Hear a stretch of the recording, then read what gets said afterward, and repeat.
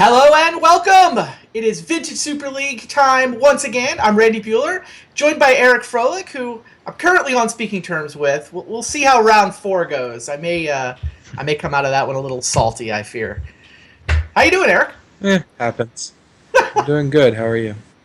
I'm pretty good. I'm looking forward to another night of Vintage, as usual. You got Yeah, any... vintage night is the best night. I agree. You got any storylines you're particularly excited about this season so far? Well, we're 1 week in. We've got a bunch of new members, so it is interesting in that this is the first time we've had that big shakeup.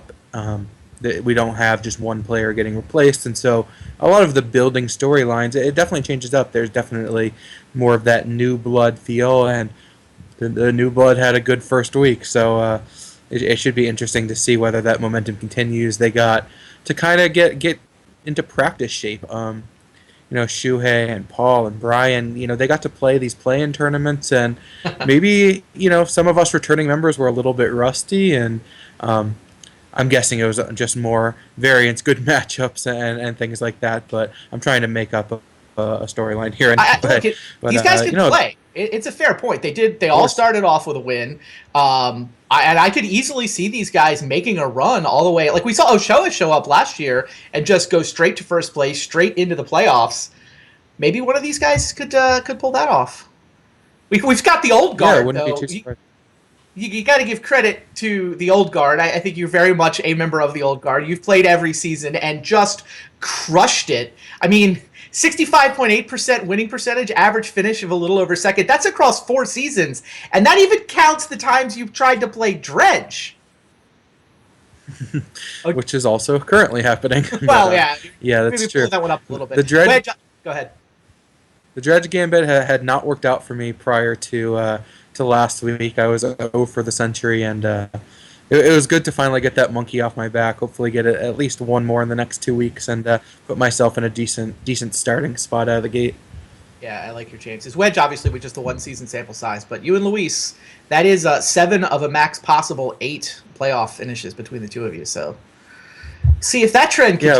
Yeah, we've met in the semifinals of all 3 seasons in which we have had the semifinals. So right. It's definitely been interesting the way that it's played out, and we ended up playing in the first round of the double elimination, and I got lucky to get the better of that one. So that made it a little easier for me before I started off pretty well in that one before I lost 2 matches to you at the end there. So yeah, definitely had my chance to get a second title, and I was not well suited for that matchup, unfortunately, but yeah, here we are. Give another run for it. Now, I know people have been asking me, the statistics that people have been asking me for a lot is actually archetypes. I want to talk a little bit about archetypes because I did the work. I went through, categorized all the decks. I mean, some of this is tricky. It's like, how do you categorize decks when you're doing an archetype breakdown? Like, do you try to split apart the shop's decks or what? But I did put together the archetype records across the history of VSL. And here you go.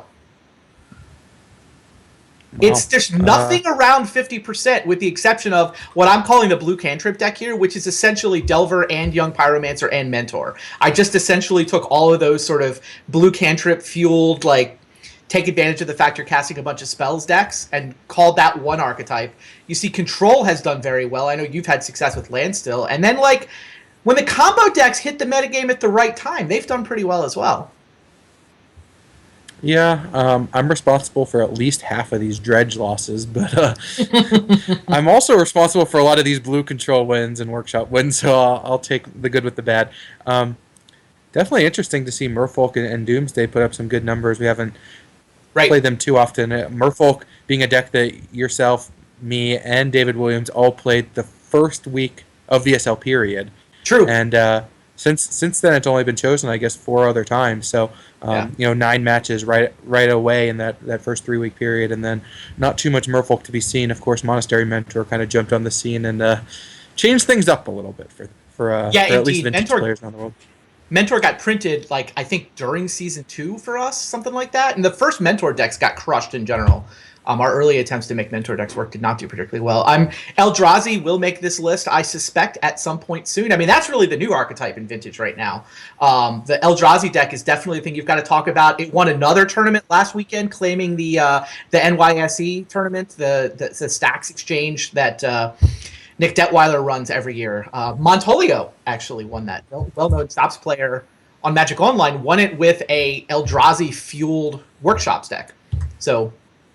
yeah, but he also made top 4 within the Vintage Challenge. Precisely. Yeah, I don't know what your take is on this White Eldrazi deck. I have all kinds of thoughts, most of which are currently me regretting all the decisions I made on Monday. I feel like every change to the list that I made as we got closer and closer to deck list being due, I just made my Eldrazi deck worse and worse and worse. But I've been pretty happy with where I'm situated for these next couple. Well, you managed to get Dredge against all 3 of the Eldrazi players. Yes, but I was also came into the season 0-8 with Dredge and have never faced a bad matchup. So, fair enough. It's been pretty. I definitely think that all of my choices of Dredge have been very good on paper. Like I faced Luis multiple times in matchups where he had no sideboard cards, playing a blue deck that could, not interact very well. And I had the matchup multiple times against, I know I'm playing against just Webb in a 1-game playoff. Know he's going to play Shops because it's Webb. And, lose that one. So I've had a lot of good matchups with Dredge, and it just hasn't worked out for me. Like I'm not the best Dredge pile in the world, not even close. But, the matchups were definitely what you wanted on paper, and they just didn't play out the way I wanted them to. So... we'll see what happens. You end up mulliganing to 0 too many times. It's certainly something that you experienced last season, and everyone who's played Dredge in this league has experienced far too often. So I am certainly rooting for the curse. It's part of the fun, I guess. It is. I'm certainly rooting for the curse to kick back in.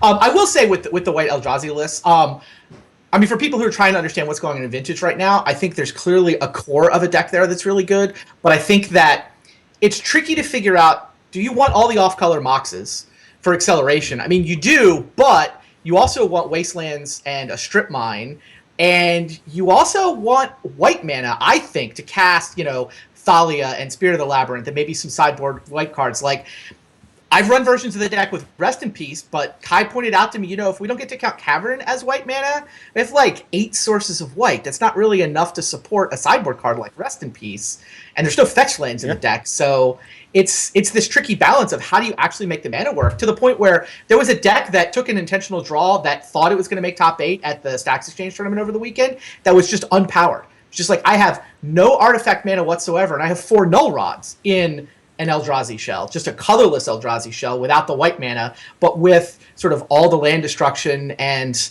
I don't know, it's just an interesting archetype right now, because I think there are multiple different directions you can take it in, and it's not clear precisely what the best one is. Yeah, we're still early on the stages of figuring things out. I think that's true of a lot of decks. It's hard to get a huge sample size. This is not standard. So finding, a bunch of 100, 200, 800-man tournaments to kind of get fired off over and over again to hone in on what is the best way to build green-white tokens, what is the best way to build Bant Company. It doesn't exist here in Vintage. Like, VSL is a large sample size of what people get exposed to in Vintage. There aren't a lot of live tournaments. Those that are tend to be, in that 16 to 24 person range. It's hard to get a huge collection of people. We have a few big tournaments a year, and certainly a handful of tournaments that end up getting closer to 32 people. But it's just not a huge sample size, and so things tend to change relatively slowly. It's been even slower before Magic Online has kind of kicked things into gear. Of course, things like Vintage Super League helps to progress the metagame, but the Magic Online metagame is always going to be different than the live one. There are different combos that you can't pull off on Magic Online because it's just no one's has that kind of dexterity. Maybe Luis, if he really was inclined to torture himself, would try to go through some of these iterations to win with these combo decks. It's just tough, and so it's just part of the evolution that if someone has a good idea, people will start to pick up on it. It will take some time to come up with the best versions, but yeah, I think the Eldrazi deck will continue to get tuned and continue to put up numbers, because we've seen it, even the unpowered version, as you just mentioned. Yeah. The fact that you can win consistently, like in one of the really tough tournaments, shows the deck is really powerful. And so where the deck goes from here, well, we'll see. I mean, VSL, I'm sure, will have its hands on it. Magic Online players will have their hands on it. And, of course, we have Eternal Weekend coming up in not too long and a bunch of other big events. And I'm sure we'll hear from, our vintage aficionados, especially Brian, Rich Shea, and Steve Menendian, with their takes on what they're seeing around, the vintage metagame. So, lots of good information for sure. Now, before we dive into the first matchup tonight, I did want to show off some stuff that I got sent by one of our sponsors. So Dex Protect has had an ad running on Super Leagues for a while now, and I wanted to show off these cool binders that they're making now. So they have a Dex Binder 9, and people were saying, well, why can't I get one with like 12 pages? So they're like, okay, we'll make you a binder with 12 pages. Why can't I get one with 4 pages? And now they've got the Dex Protect 4 to go with the Dex Protect 12. A nice little flap. Anyway, I just told them if they had any cool stuff, they could send it to me. I'd show it off on stream if you guys want to check these out. If you're in the market for binders, I've been using deck boxes for quite a while for a lot of my decks. So if you're looking for binders, these look pretty cool. First up on the first match, though, speaking of pretty cool, Webb is playing some Eldrazi in his list, and we didn't even talk about this angle on the Eldrazi. This is basically a workshop deck that happens to play Thought-Knot Seers. Right? This was actually go ahead. The deck that I was on. This was what I was ready to submit, and then I'm like, I don't really feel like playing this. This might be the exact 60 cards. And so I had Athena just pick a deck for me.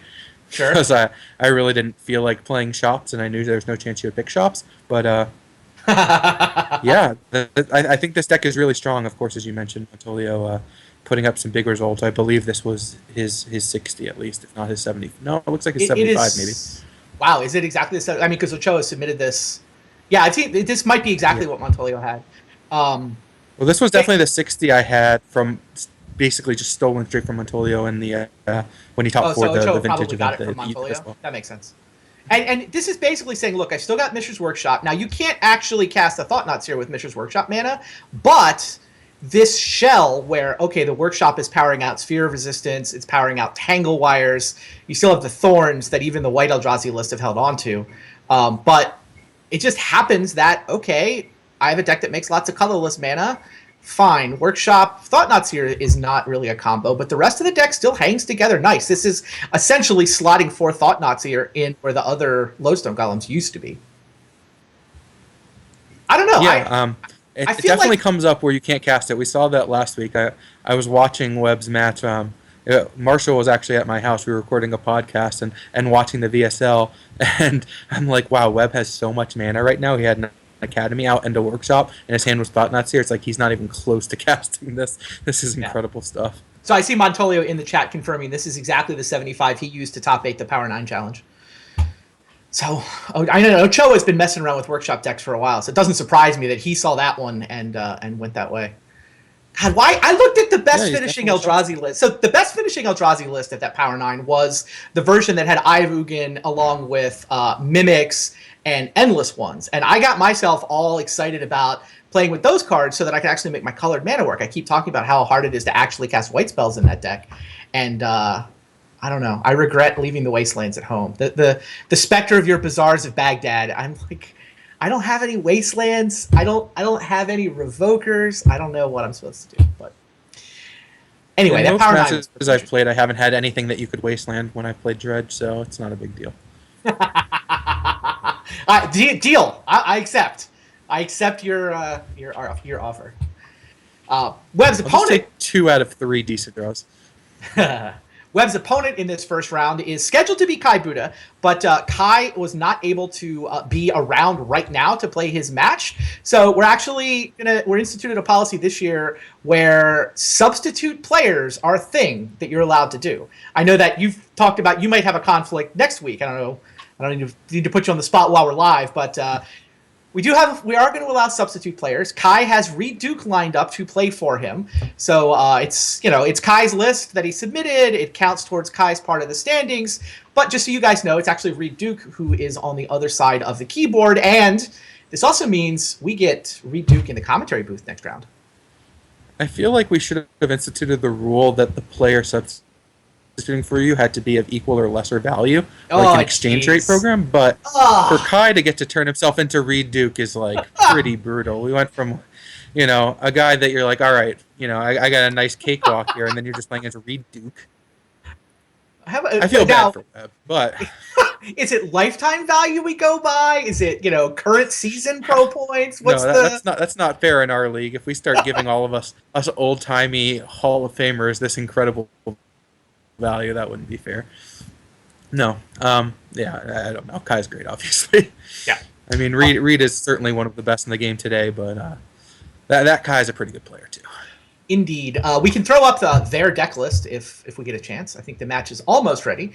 But yeah, there you get to see. This is essentially the same version of the Eldrazi list that I'm on. Kai and I did talk on Monday. Like I was planning to play White Eldrazi. Kai was asking me about it, and I feel like I talked him into the bad version of this. So I've already apologized to Reed for not giving him any Wastelands or Revokers to play with here. The thought was make the mana work, have all the acceleration, and then have Eye of Ugin sort of have a little bit less white so that you can make the mana work. And yeah, I mean, Eye of Ugin is obviously extremely powerful at powering out Mimics and Endless Ones. It's just, at the end of the day, those are vanilla creatures. And I only actually liked them in this list for about a day and a half. Unfortunately, that was the day deck lists were due. And I somehow dragged Kai down. Mimic and Endless One can do some work against a Workshop deck, though. I mean, we've seen Phyrexian Revokers really go to town against these Workshop decks and for the Workshop deck. So just having a bunch of ways where you can play a Mimic where you only need one land, even if they are wasting you, this could be the matchup where this works out quite well for them. And Kai did win his first round. We're going to see. Yeah, we are going to see. Yeah. I definitely look forward to it. Kai is 1-0. He did win his first round. So the deck is powerful. The thing that this deck does is it goldfishes amazingly well. Like, you just want to go in solitaire mode on Magic Online and shuffle something up and, no interaction from the opponent. Just how fast can you kill him dead? It's fun. It is definitely an explosive version of the Eldrazi. Why do you think I always play Storm? Look, Storm, Randy. I've submitted more than my fair share of decks. Well, I remember your deck. Well, you played that Gristlebrand Oath deck that won on like turn 1 every time. Precisely. But you'd think, knowing this leak, I'd be able to resist. I'm a big fan of the turn 1s. Still can't resist a good Goldfish. All right. Oh, I forgot you played Belcher a bunch of times too. Let's get down to the first match.